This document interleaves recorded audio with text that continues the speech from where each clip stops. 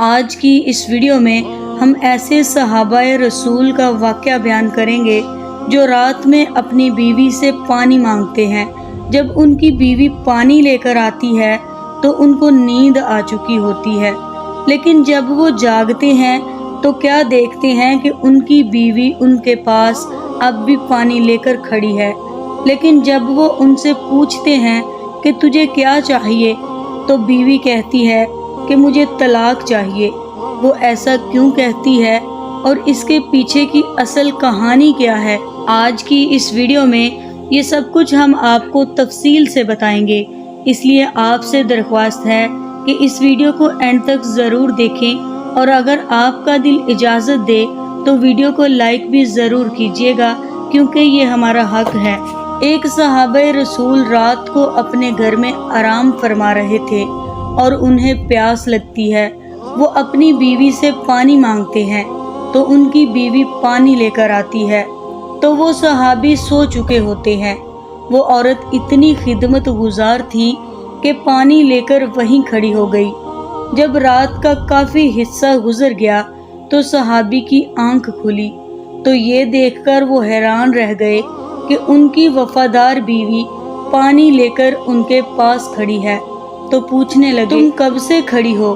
تو صحابہ کی بیوی نے جواب دیا، جب آپ نے پانی مانگا تھا، جب میں پانی لے کر آئی تو آپ آرام فرما چکے تھے، اس لیے میں نے آپ کو اٹھا کر آپ کے آرام میں خلل ڈالنا مناسب نہ سمجھا اور سونا بھی گوارا نہ کیا، کیونکہ میں نے سوچا کہ ممکن ہے کہ پھر آپ کی آنکھ کھلے اور آپ کو پانی کی طلب ہو اور کوئی پانی دینے والا نہ ہو، تو کہیں خدمت گزاری میں کوتاہی نہ ہو جائے، اس لیے میں ساری رات پانی لے کر کھڑی رہی۔ ذرا سوچئے، آج ہے کوئی ایسی وفادار عورت؟ آج اگر کوئی خامند پانی مانگے تو بیوی 100 باتیں سناتی ہے، لیکن صحابہ کی بیوی کی وفاداری دیکھیے۔ جب اس نے کہا کہ میں پانی لے کر ساری رات کھڑی رہی تو صحابی کی حیرت کی انتہا نہ رہی۔ وہ فوراً اٹھ کر بیٹھ گئے اور بہت خوش ہوئے اور اپنی بیوی سے کہنے لگے، تم نے تو خدمت کی انتہا کر دی، اب میں تم سے اتنا خوش ہوں کہ آج تم مجھ سے جو مانگو گی میں تمہیں دوں گا۔ صحابہ کی بیوی نے کہا، مجھے کسی بھی چیز کی ضرورت نہیں ہے، بس آپ راضی رہیں۔ لیکن جب صحابہ نے بار بار ضد کی تو عورت نے کہا، اگر آپ میرا مطالبہ پورا ہی کرنا چاہتے ہیں تو مہربانی کر کے مجھے طلاق دے دیجئے۔ صحابہ کی بیوی نے جب یہ الفاظ کہے تو صحابہ کے پاؤں کے نیچے سے زمین نکل گئی۔ وہ ہکا بکا اور حیران ہو کر اپنی بیوی کی طرف دیکھنے لگے کہ یہ کیا بول رہی ہے۔ اتنی خدمت گزار بیوی آج مجھ سے طلاق کا مطالبہ کر رہی ہے۔ صحابہ اپنی بیوی سے کہنے لگے، کیونکہ میں یہ وعدہ کر چکا ہوں اس لیے آپ کا یہ مطالبہ ضرور پورا کروں گا، لیکن پہلے حضور اکرم صلی اللہ علیہ وآلہ وسلم کی خدمت میں حاضر ہو کر آپ صلی اللہ علیہ وآلہ وسلم سے مشورہ لینے کے بعد جو بھی فیصلہ ہوگا اس پر عمل کریں گے۔ صبح کا وقت ہو چکا تھا اور پھر دونوں میاں بیوی اپنے گھر سے نکل کر رحمت عالم صلی اللہ علیہ وآلہ وسلم کے حجرے کی طرف روانہ ہو گئے۔ راستے میں ایک گڑھے سے صحابہ کا پاؤں پھسل گیا اور وہ گر گئے۔ بیوی نے ہاتھ پکڑ کر صحابی کو اٹھا لیا اور کہنے لگی، آپ کو چوٹ تو نہیں آئی؟ صحابہ نے کہا، اور تو کچھ نہیں، البتہ پاؤں میں تکلیف ہے۔